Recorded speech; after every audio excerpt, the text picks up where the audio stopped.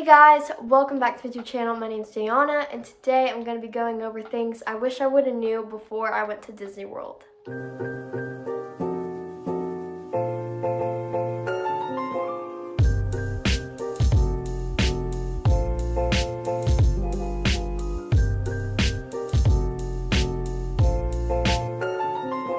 So I got this whole list of things, and I'm just so excited to share with you guys my favorite rides and foods and tips. So let's start off with the food. So I'm gonna go in order of which I went to the parks and everything. So I actually went to Disney Springs first, and we went to the Spice and Tea Exchange.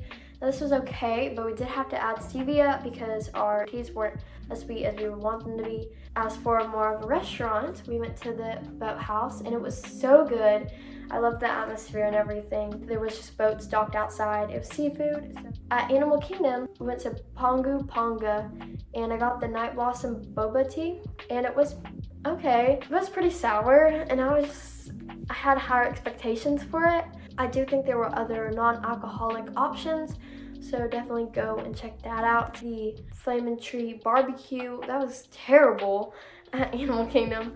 I had some chicken that was weird, and I love like fried and grilled chicken, but this chicken was neither of those. It was really gross.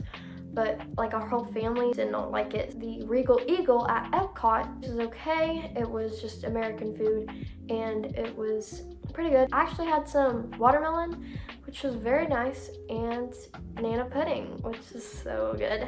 And the Bulgaric pastries was at Epcot, and this was the one in Paris, France, and it was a bakery, and it was so good. It was so delicious, and my whole family was happy and pleased with it. Pecos Bill at Magic Kingdom was pretty good. It's a Mexican restaurant. As for the Gaston's Tavern, this was so good, and I had the LeFou's Brew. So good. I was very impressed. Starbucks at Hollywood Studios, and of course that was wonderful, and ABC Commissionary at Hollywood Studios, which was very good, and American food again. The only thing with that one is that like their customer service was a little wacky because they gave us the wrong order like 5 times.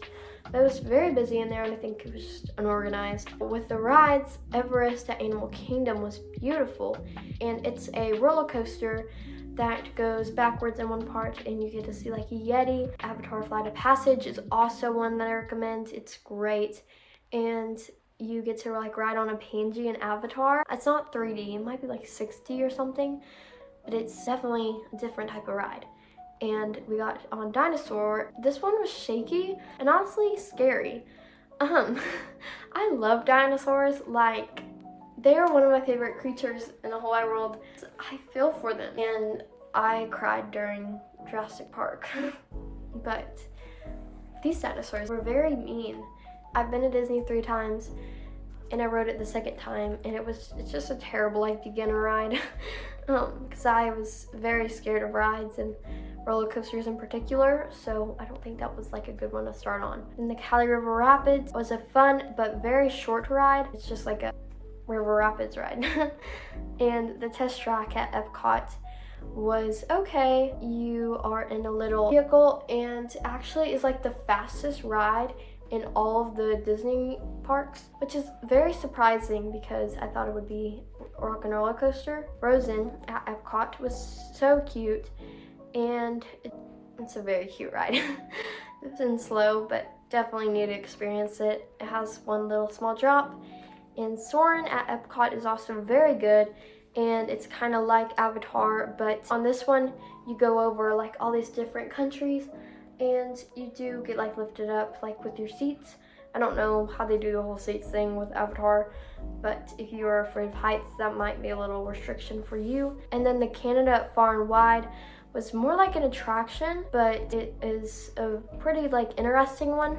You just get to learn more about the country you're in. Space Mountain at Magic Kingdom is fun but shaky. It's a roller coaster, just goes like up and down. Buzz Lightyear at Magic Kingdom was okay. It's just like a shooting game. There's another shooting game I'll mention later on that is a lot better.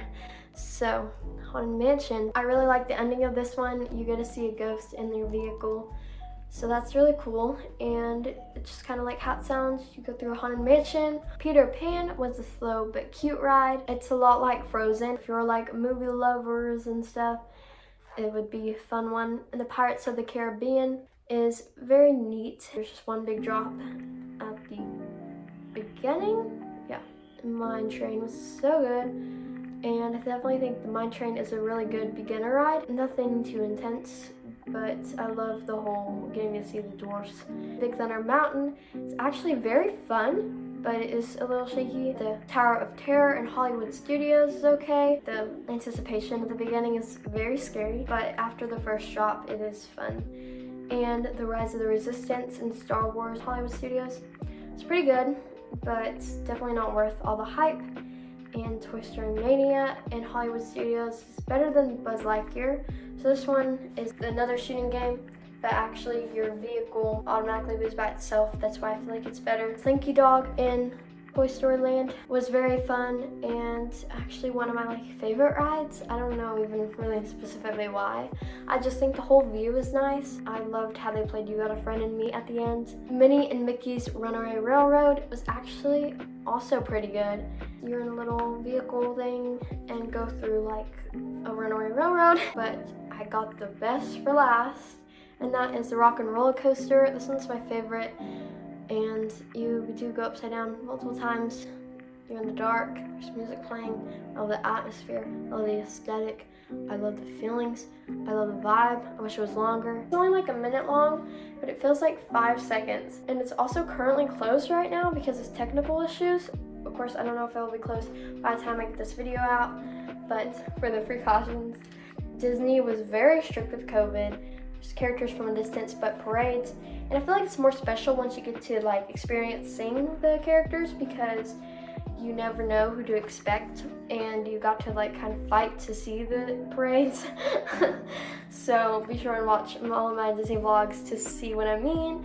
And the fireworks went off every 15 minutes while the castle changes in Magic Kingdom. So normally there would be like a whole fireworks show, I think every night at Magic Kingdom with the castle, but now it only went off every 15 minutes, which is a little sad, but they didn't want to attract too many people around. All the fireworks, masks are required at all times except when sitting down and eating. You can't even like walk around or wait in line and eat, which is a little disappointing. Definitely got very dehydrated because of this, but you gotta do what you gotta do for the magic of Disney World. So it was social distance in lines and 35% capacity everywhere I went except Disney Springs. But of course this could change too. All these precautions could, and they probably will. I think they're going up to 50% now, and I still felt like personally it was super crowded, probably because it was during Christmas time. So some of my tips though are to not reserve eating slots, since I feel like that puts you on a time restriction. Get to certain places at certain times, and also the whole like eating plan is a lot more just dining in, which you can actually do very easily with the Disney app. The Disney app's free, and I'm gonna talk about more tips with it by the end of this video, so you can get the Disney app for ordering and seeing wait times. Also, you should walk to Magic Kingdom if you're staying at the Polynesian Resort.